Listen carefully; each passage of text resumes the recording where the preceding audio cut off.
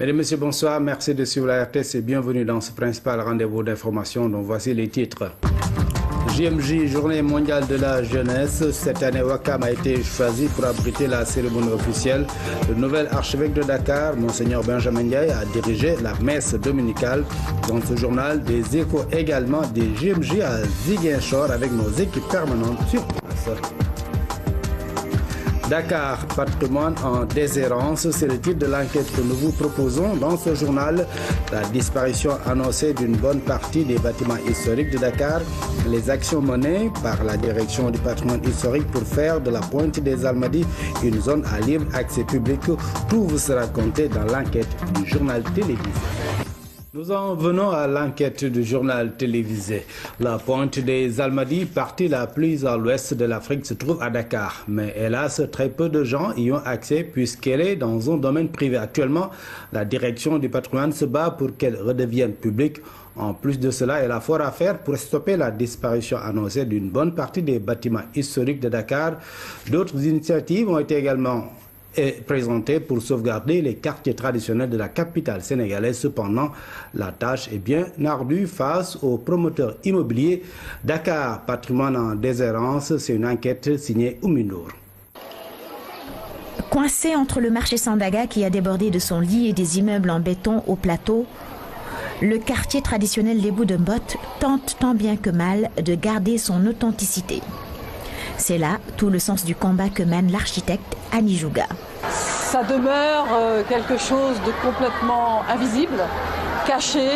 On y passe, on peut passer dans les rues et repasser sans se rendre compte. Pour l'architecte, il est temps de redonner à ce pan important du patrimoine toute la place qui lui revient.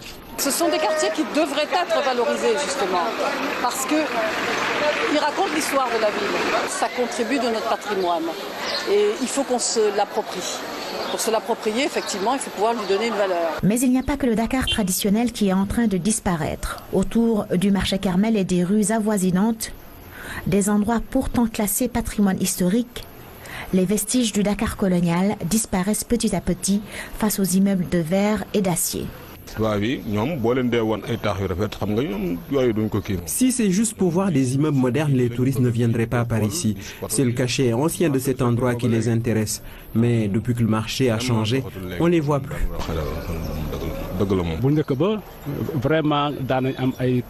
Avant, on voyait beaucoup de touristes. Ils arrivaient par car entier pour visiter le marché tous les jours. Papsila vend des produits artisanaux depuis 30 ans à Kermel. Ces dernières années, il assiste impuissant à l'agression du patrimoine historique de l'endroit qui était pourtant l'atout majeur de la zone. Ça va plus, il y a de nouveaux riches qui se sont venus installer et qui élèvent des immeubles de 10 à 12 étages, ce qui fait que le Kermel manque maintenant de visibilité. Ali Ayad gère non loin de Kermel un des plus vieux hôtels de Dakar, construit en 1914 et restauré il y a quelques années. Aujourd'hui, il se bat au quotidien pour que la zone garde son attrait touristique. Avec d'autres commerçants et riverains de Kermel, il a monté un collectif pour la sauvegarde de cette partie historique de Dakar. Ça me fait mal en premier pour tout Dakar. Quand même, je suis un ancien Dakarois, je suis né au Sénégal en 30 ans, comme je vous l'ai dit. Et il y a les quartiers les uns derrière les autres sont en train de se dégrader. Mais heureusement, autour de Kermel, des particuliers tentent de sauver ce qui peut encore l'être. Il y a 3 ans, Babette Haïdar est tombée amoureuse de cette bâtisse du début du XXe siècle située à la rue de Tannes et l'a restaurée. C'est important de respecter le patrimoine qui existe dans ce pays. Il y a beaucoup de très très beaux bâtiments qui ont une histoire que l'on doit conserver parce que c'est comme ça que le pays s'est construit, que les gens se sont construits. Et Dakar est très très belle, cette ville, avec ses vieilles constructions. Mais cette passion a un coût. Entre 30 et 50 millions, on va dire. Et c'est là le nœud du problème. Dans cette partie du vieux Dakar où le mètre carré dépasse le million de francs CFA, beaucoup préfèrent vendre à des promoteurs immobiliers que de restaurer, aux grandes dames de Hamadi Bokoum. Depuis une quinzaine d'années, le directeur du patrimoine tente en vain d'arrêter le massacre. Pour moi, ceux qui détruisent de manière délibérée le patrimoine posent les mêmes actes que les djihadistes ont posés à Tombouctou. La seule différence, c'est que là-bas, ils ont une motivation peut-être idéologique, alors qu'ici, nos djihadistes, ils sont en smoking. Ils ont une motivation juste financière et c'est tout ce qui les intéresse. Les lois sont en principe et les règlements sont faits pour être respectés. Bon, il y a des personnes qui parviennent à avoir des dérogations, sont délivrées par des services qui, la plupart du temps, ne nous ont pas consultés. Ou en tout cas, si nous ont consultés, nous, on a dit que ce n'est pas la bonne façon de faire. À Dakar, il y a 400 édifices et 2 blocs, l'île au Carmel et l'espace autour de l'Assemblée nationale, qui sont classés patrimoine historique. Mieux valorisés, ces endroits pourraient être un réel atout pour le tourisme sénégalais en quête d'un second souffle. Le patrimoine, c'est de l'argent. Les calculs qui ont été faits dans les pays de patrimoine comme la France montrent que si on investit 1 euro dans le patrimoine, on en gagne 4. Le combat pour la sauvegarde du patrimoine historique bâti est loin d'être gagné, mais Amady Bokoum a déjà ouvert un autre front.